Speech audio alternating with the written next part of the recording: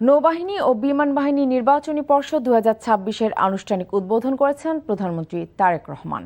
সকালে ঢাকা সেনানিবাসে বিমান বাহিনী সদর দপ্তরে আয়োজিত অনুষ্ঠানে প্রধানমন্ত্রীর রাজনৈতিক মতাদর্শ ও ব্যক্তিগত পছন্দ অপছন্দের ঊর্ধ্বে থেকে কর্মকর্তাদের পেশাগত দক্ষতা, নেতৃত্বের গুণাবলী, শৃঙ্খলার মান, সততা, বিশ্বস্ততা, আনুগত্য, যোগ্যতা ও দূরদর্শিতার ভিত্তিতে পদোন্নতি দেওয়ার নির্দেশনা দেন। এর আগে নৌবাহিনী প্রধান খন্দকার মিসবাউল আজিমকে অ্যাডমিরাল র্যাঙ্ক ব্যাচ পরিয়ে দেন প্রধানমন্ত্রী। পরে বিমান বাহিনীর এয়ার ডিফেন্স সিস্টেম ইন্টিগ্রেশন স্মারক ফলক উন্মোচন করেন প্রধানমন্ত্রী। এ সময় আকাশ প্রতিরক্ষা কার্যক্রম এবং বিমান বাহিনীর এয়ার কমান্ড অপারেশন সেন্টার সরেজমিনে পরিদর্শন করেন তিনি। চট্টগ্রাম থেকে ভার্চুয়ালি মহড়া অবলোকন করেন প্রধানমন্ত্রী।